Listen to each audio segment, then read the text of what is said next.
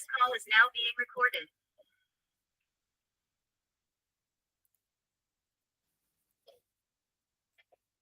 Hello everyone. I hope you are all well. So today I'm going to talk about agents and how to build agents and what is the key core components of agent and how can you use an research agent based the research assistant based on the agents. So if we try to visualize what an agent is, let's focus. So agent mainly have four components. So it has a memory component and also a system prompt and instruction. So through system prompt and instruction, you will give the model a persona, and based on that persona, the model will behave like it is a particular task assigner, and it will try to solve the task based on your system prompt. And based side by side, you can also use tools, and tools comes with function and APIs.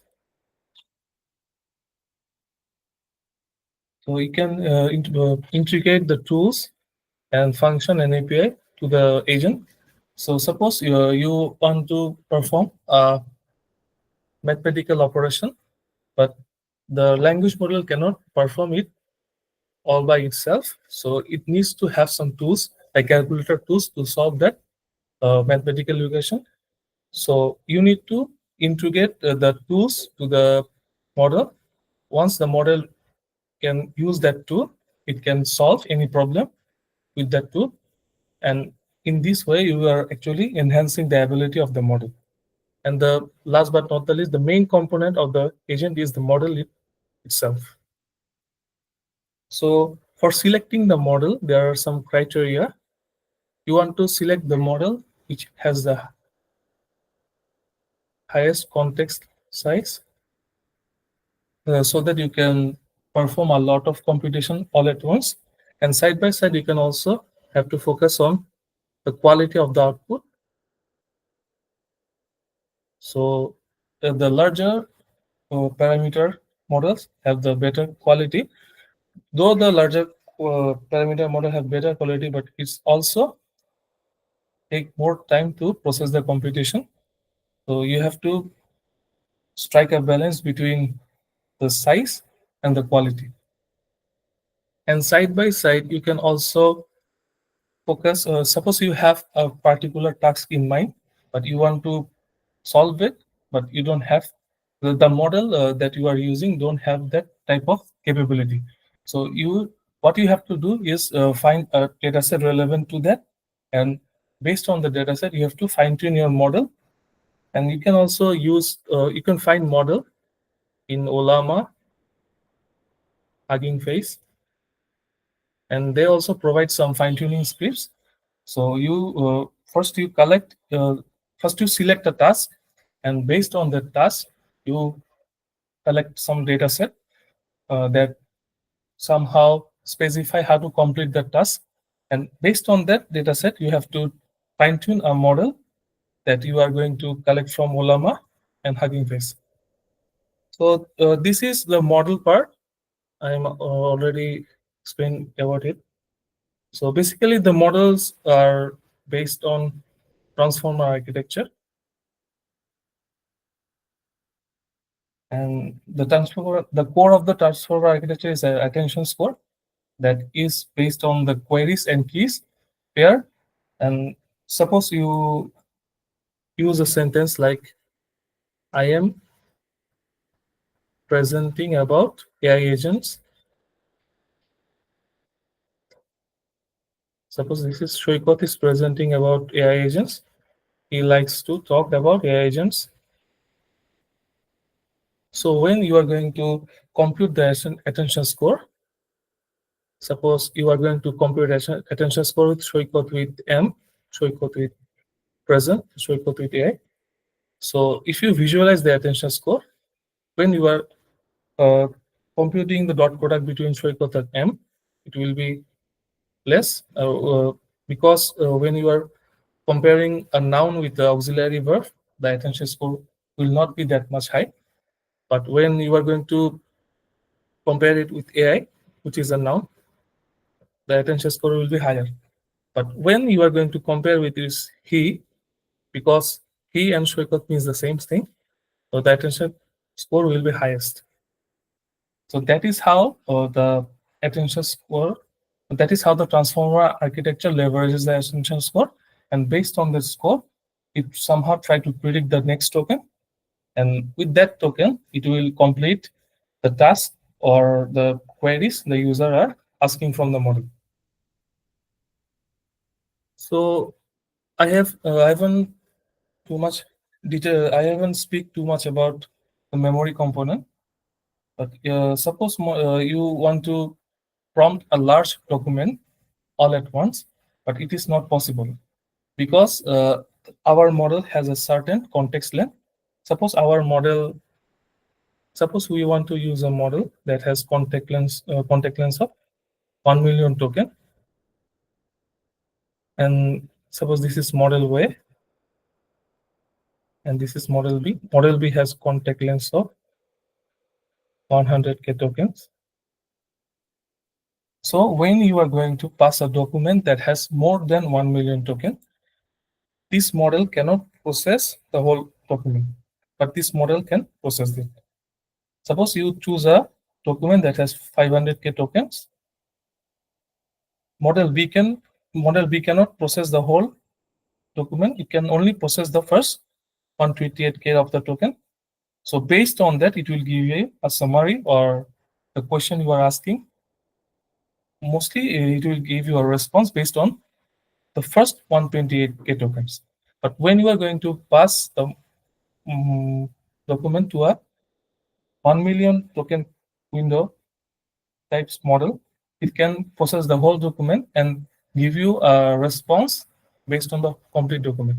So if you have a large document, you can still use the model B by chunking it into 5 parts. So you can use it 100K, 100K, 100K, 100K, 100. And then you will pass one by one. You will pass the first part of this document, second part of this document, and the model will process that and store a summary, and then the model will process the subsequent document and store a summary, and based on the complete summary, it will give you a response.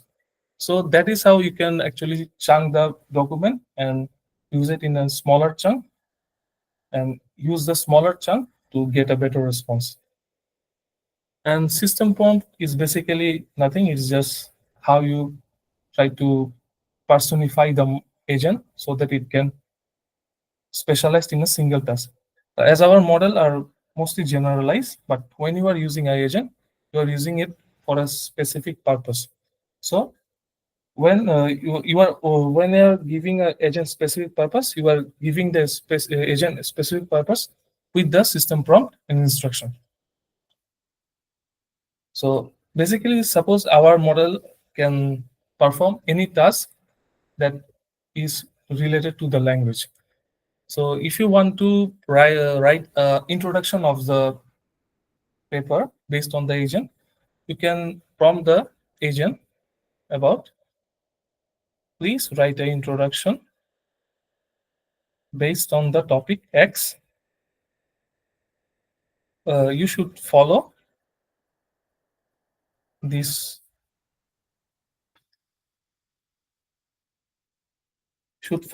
point while writing the introduction. So you can basically what we do in introduction, we give a background and motivation, and after that we give the overall literature, and based on that we propose a gap, and we also propose how our overall research tries to identify that gap and fulfills that gap. And after that we provide the significance of our result and a contribution, and we can also give a overall summary or paper organization part in the last part of our introduction. So basically, the steps we are following when we are writing an introduction, we can similarly give all the instruction as we are performing the task. Suppose we want to perform a task and we have to follow one A, B, C, D, all the steps. We will prompt the model exactly the steps we are going to perform while we are doing the job. So this is the way to prompt our agent so that we can harness the maximum potential of the agent. And this is the way how we should design our agent. So this is a basic introduction, and then after that we can also elaborate the model architecture, agents architecture, like prompt chaining. With prompt chaining, suppose we have a task that requires 5 steps, so we will not prompt all the steps all at once. We will first try to generalize it. We will first try a general prompt, and based on that, suppose we will give the agent a specific task of the model. Suppose we want to write the complete introduction. First, we will prompt the model to write the background. When it comes back with the response of background, then we will prompt it with second part. The second part is literature review, and then we'll prompt about the gap and the gap analysis. And this way, by not by decomposing the complete task, we are handling the agent even more efficiently. So this will be the call 1, and this will be call 2. And based on the call 1 and call 2, in the end, we will get a final response by combining all the calls performed to the LLM. So basically what prompt chaining does is it decomposes a overall task and gives the model a sequential way of developing a core task component, and each of the component then solve itself by using the agent, and then in the end we will find our overall output. So this is the architecture of the prompt chaining. When we have a complex task, we can uh, prompt chain it by decomposing the task step by step. So after that, we can also do some routing techniques. So we have a complex task. Suppose we need to analyze a figure. So analyzing a figure requires a vision model. Also OCR model that actually will try to interpret the characters in the mentioned in the figure, and also a text-based model,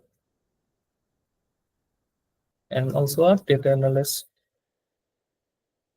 or you can say that a code interpreter, but it's not mandatory, but can actually add this component to the overall framework.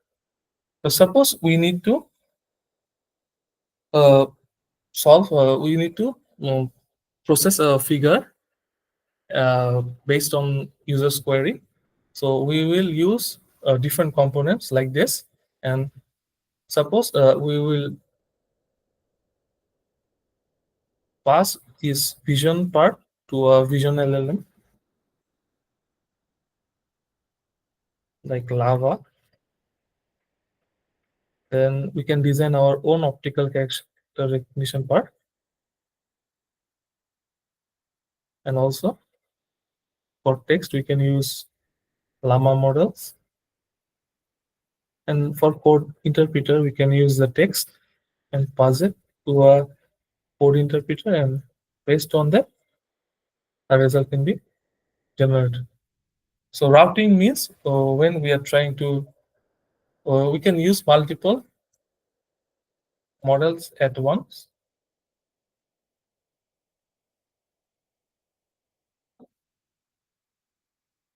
And based on multiple models result, we will combine it and formulate our final output.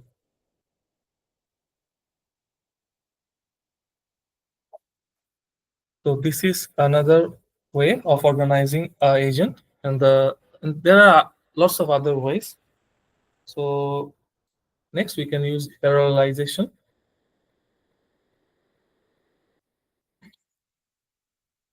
In parallelization, we can use multiple model all at once, like model 1, model 2, model 3, and based on all of their output, we will choose the best output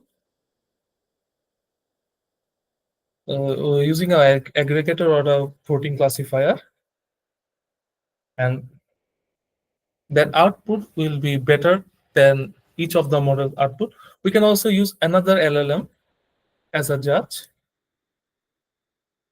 or we can also do another type of thing is like we can take a response from three of the model and we can summarize it with another agent, or we can combine all the result of this three model and make a better decision based on either summary or voting or aggregating the result. But it is not like model merging.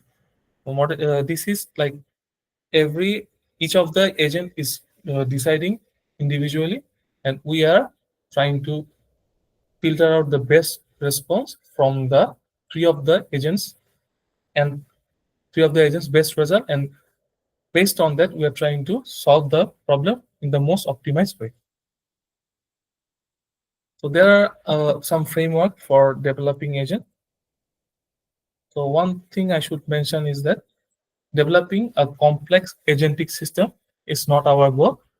We try to keep things simple as possible, because if the agentic system is too complex, it will be difficult for us to debug it and also scale it. So it is better to keep our agentic system as much as simple as we can do it. So for that, we need to first evaluate our problem and think about our problem and try to understand what are the core requirements. We'll first solve the core requirements and then we'll try to iteratively build upon on that core requirements. So first we need to focus on a framework. It can be called as orchestration workflow or orchestration framework or layer. So here we are there will be our orchestrator. Orchestrator is actually the central AI agent. Central AI agent who is going to allocate the tasks among all the other AI agents. So he will assign tasks to agent one. Suppose in our case, when we are extracting information from a figure, so here A1 can be a vision model, and A2 can be a calculator model. Sorry, there is no such thing as calculator model, but this is a language model empowered with a calculator tools. Or A3 can be another agent empowered with some APIs. And the orchestrator's job is to assign the task based on the model's core capabilities and also how does the model use the available tools provided to it. And after that, every model will every agent will give its individual response based on the individual query. Suppose there is also another thing. It's like when the user is giving a prompt, the orchestrator can, based on that prompt, the orchestrator will decide which part of the task will allocate to which part of the agent. And when that is decided, the agent will be forwarded the task, and the agent, when the agent receive the task, the agent will, based on the task, the agent will solve their computation and produce the result. And when all of the individual results will be provided, we'll further integrate it and compose our final result. Here we will use a synthesizer, and this synthesizer component will almost like our orchestrator component. It will organize the result and format it in a way that is most optimal to the user. So this is the orchestration workflow, and there are other kind of workflow like evaluator workflow, where the suppose there is a agent one and there is a agent two. So agent one will generate something. Suppose we need to write a perfect introduction. So suppose agent one is an introduction writer. So he or she will write a introduction first, and then agent two will score the introduction. Agent two is a reviewer, and agent one is a writer. He will write a introduction, and the agent two will review the introduction and score it on a scale of 1 to 10. Suppose first time when it write the introduction, it will get 3 out of 10. So this is, we can call this as feedback.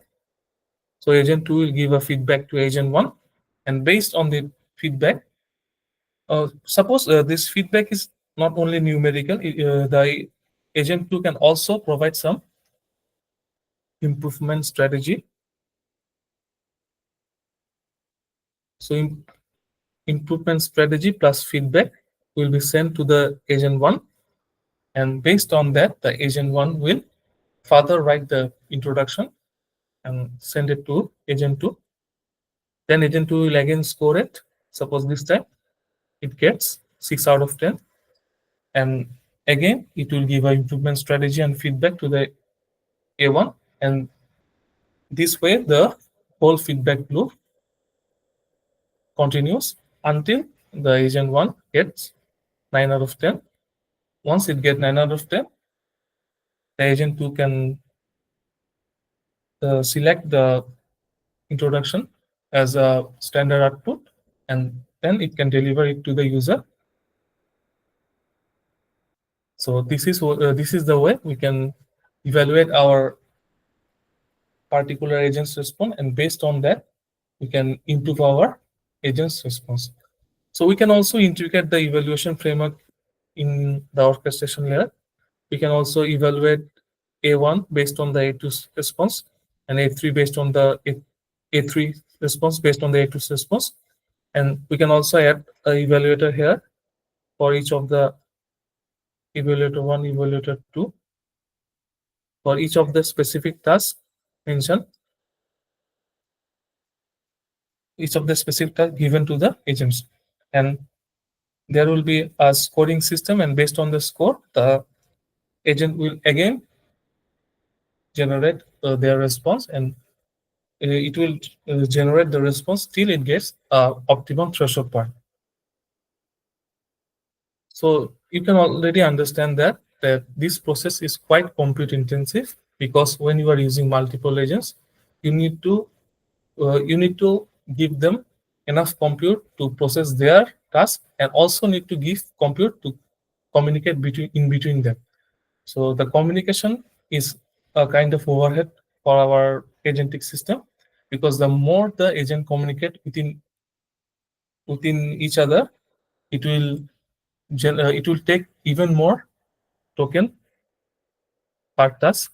So it will be kind of difficult when overall task complexity, the more the task complexity, the more the token. It is kind of intuitive that if the task complexity rises, the token generated token will be high. But in this multi-agentic system, the task complexity, when it rises, the token complexity rises even more. Suppose if this growth is linear in the state of where when we're using only the model, the growth will be linear. But when we are using a multi-agentic system, this growth can be quadratic. So that is the reason we should not use the multi-agent system at first. First, we will try to solve the problem without using the multi-agent system, just using the core model and some uh, tools calling. If it is not possible with easier model and tools calling, then we will move on to the multi-agent system. So we can now, okay, in the next session, we will talk about how to build a research agent based on the concept we have already discussed. So the summary of our overall talk is this: that don't build agent if it's not that much necessary. And the second key takeaway is first start with simple and first write the core implementation, and then based on the core implementation, you have to scale that and also add uh, add more diverse components so that your overall system become more functional and it can do a lot of variety of tasks. And the third component is you can use any framework and workflows, and you can actually merge them and also decompose them. And the final takeaway is keep everything as much as simple as possible. So this is framework is not important.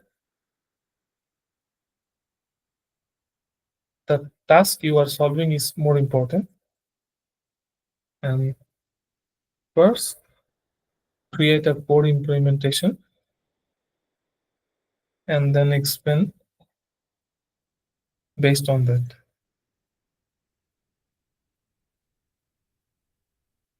So these are the four key takeaways from our today's session. So thank you all for listening. Have a nice day.